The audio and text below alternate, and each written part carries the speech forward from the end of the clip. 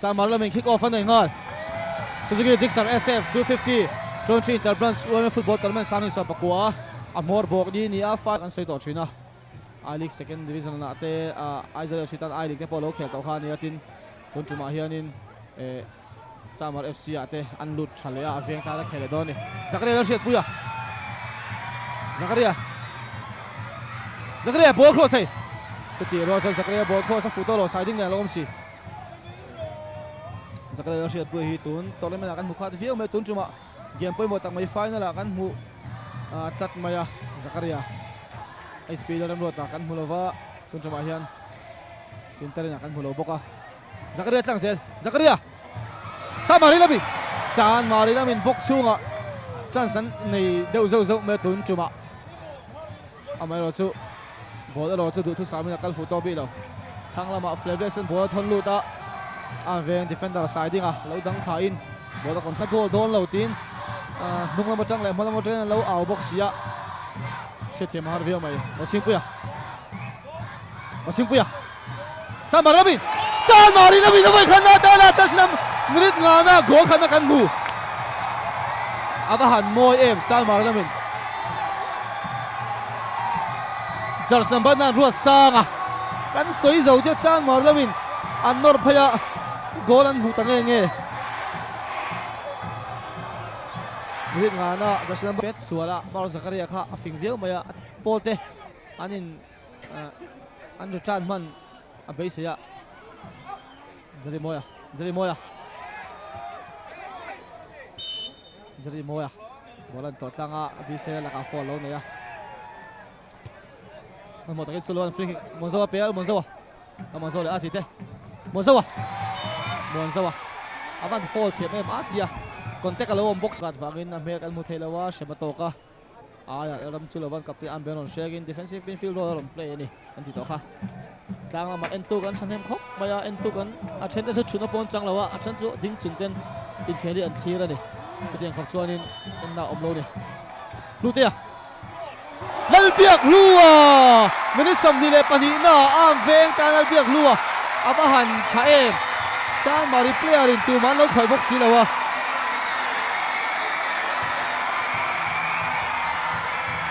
kha chi goal moi to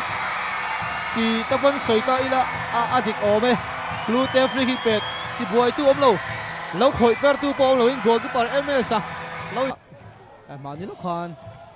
aborala ama shet ang dan ti han benar te anon siama Chanmari lamin khas homoya voinia hian an omve sila chuanin Chanmari fans te phur tu le fans te au phur ber tu an players te singami khan ya tun chuma hian se mek amu thei ta silawa ama shet ang dan ueme tele a chen thaden benar anon siam hian goal na changbok hian goal ang khung la thengem chulawan nu cha changa achia lan sia denga minisam ni le parukna lan sia denga achian Chanmari dan goal hi na khung le ta abahan mo em lan sia denga achia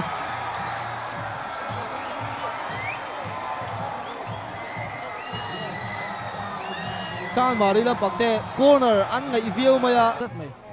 chulawa so tongin defensive midfield rom player opitia abel lo fela avan chaem offside lo are sa talku dorem a goal minisam tum le pakhat na defender siding lian an mani na ma on goal tat mai Chanmari inang goal thum na siding lian pet out pet chua tum na lama siding lian bolan tlo goal ke parua dikata na man ngai nam to silo tu chama khan Chanmari ang goal thum na sang la sokin aya na sa bazaw te ang dalu ni saya na ko thei view be khupin no do le sharp zela Flavius aresa la chulo te aresa thang bola pe jari mo ming thang chulo ta ti na lo jari mo ming thang Chanmari tan moi takin ni sam kwa le pakhat na ni sam ko le pahina an goal lina khungari khan goal de munchu Veng 1 Chanmari 4 ani Aresa fakta kan ya adu zang goal apo attempt thea amona chu goal attempt ai zon athanga free takalo om jari mo min thanga pek kha thang zo ka chu lo tan jari azuk nei le ngai na kham to si lowa jari mo min thang an ti boy tu om lovin Chanmari ro sing pe bangin ball thon kha thang lama jari mo min thanga hun in thei talo Chanmari in avoi khatna ta na Suzuki Gixxer SF 250 20 Interbrands UEFA Football Tournament Samni som pakwa champion thar kan muta champion team chu voi khat mala champion ngai lo Chanmari Brands UEFA team te ani khel mu nom tak kan thira final hu nom tak mai kan ana Veng in goal khat an khunga Chanmari Brands in goalie an khunga 4-1 in Chanmari champion ta ni min ngana hian captain rin chana an goal khat na Chanmari ta na khunga minit som ni le panina dal biak lu tian an goal ni ronan free kick ateng moi takin goal a khunga minit som ni le paruna la sia tang a chian goal na tren moi takin ta luta an goal ni a khunga minit som thun le pakhat na siding lena Veng defender point bo tak mai kha an ma ni lama on goal anaya tin minit som kwa le panina jari mo ming thangan chiang tak main an champion tur nem me tur goal lina moi tak main chiang tak main na rat pe gola Veng in tikhan goalie an khunga Veng in tikhan goal khatan khunga Chanmari goalie an khunga Chanmari na voi khatna ta na Suzuki Gixxer SF 250 20 Interbrands UEFA Football Tournament sang ni le som pakwa champion anita ani champion te hian cheng moi khat ba ka trophy an dong dona tin runners up achak lo tin Veng Basian cheng singa an dong don ani tin semi final van boita na thial join UEFA team te le Bethlehem Veng Chang Brands UEFA team ten cheng sing khat le ven dong dona fair play team hian cheng sing khat an dong bok don ani som ala best players to jersey number 23 Chanmari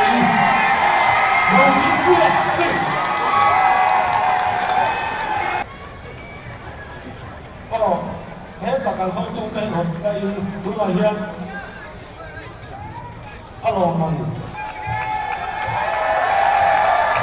chỉ là midfielder anh in AFC